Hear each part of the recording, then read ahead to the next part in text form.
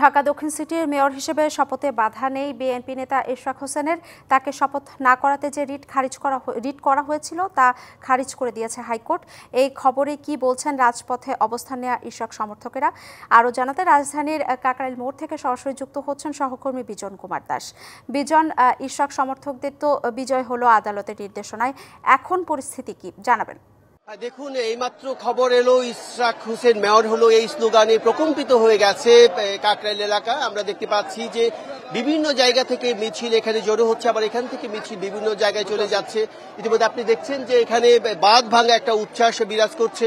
আমি এখানে যারা আছেন তাদের সাথে জানতে চাইবো যে আপনারা গত 8 দিন ধরে আন্দোলন করছেন, এই যে আপনাদের রিট খারিজ হওয়ার মাধ্যমে ইশরাকের মেয়র হতে বাধা থাকলো না, এটা আপনারা কিভাবে দেখছেন? এটা আমরা খুব সাধুবাদ জানাইতেছি যে আমরা বিগত দিনে যে ভোট দিয়েছি, আমরা ভোট দিছি কিন্তু আমরা অধিকার পাই নাই, ভোটের অধিকার পাই নাই। আজকে প্রমাণ হয়েছে যে আদালত থেকে যে রায়টা দেওয়া হয়েছে, আমরা অত্যন্ত আনন্দিত এবং ন্যায় বিচার পেয়েছি এবং সঠিক সিদ্ধান্ত হয়েছে, আমাদের ভোটের মূল্যায়ন হয়েছে ইনশাল্লাহ।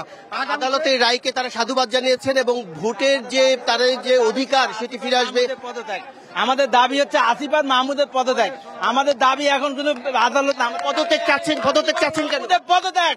যমুনা ইলেকট্রনিক্স ঈদে ডাবল খুশি অফার সিজন 3, যে কোনো পণ্য কিনলেই পাচ্ছেন নিশ্চিত ঈদ উপহার। কেন চাচ্ছেন পদত্যাগ? ওরা এই ক্ষমতা গিয়ে অনধিকার চর্চা করছে, ক্ষমতা কুক্ষিগত করেছে, নিজের পৈতৃক সম্পত্তি বানায় ফেলছে ক্ষমতাটাকে, ওরা চেতনাটাকে ধ্বংস করে দিয়েছে। আমরা অন্যজনে আপনি সেই সকাল থেকে আছেন মনে হয়, বলছিলেন তো এই যে রায় হয়ে গেল, মানে রিট খারিজ হয়ে গেল, আপনারা সেটা কিভাবে দেখছেন ইশরাকের বিজয়কে? ইশরাকের বিজয় তো মহা বিজয়, পুরো ঢাকাবাসী ইশরাকের বিজয় উল্লাসিত, আমরাও উল্লাসিত। আমি ওয়ার্ড কাউন্সিলর ছিলাম বিগত দিনে। ইশরাক সাহেব মানে সরকারের একটি উপদেশ। আপনাকে ধন্যবাদ। আমরা একটু ভিতরে যেতে চাই, আমরা দেখতে চাই এখানে যে আসলে মানুষের যে উচ্ছ্বাস, তাদের যে বাঁধভাঙা আনন্দ, তারা আছে দীর্ঘ 8 দিন ধরে তারা সেখানে আন্দোলন করে আসছিলেন।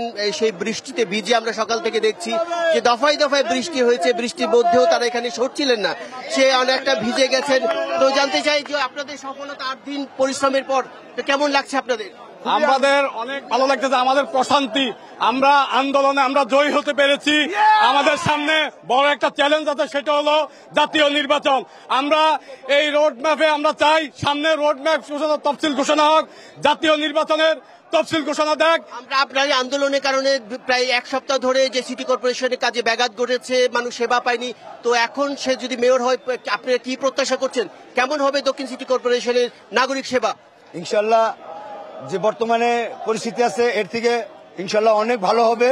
কেন আমরা এই মেয়রের জন্য আজকে 8 দিন রাজপথে দিনরাত এক করে বিএনপির কর্মীরা খেটেছে এবং আদালতের যে রায় এসেছে সেই রায়ের প্রতি আমরা সবাই সন্তুষ্ট। অনেক ধন্যবাদ। আমরা আরো কয়েকজনের সাথে কথা বলতে চাই। আমরা দেখছি যে এখানে আসলে মানুষ তারা সমবেত হয়েছেন, কেউ কেউ কথা বলছেন।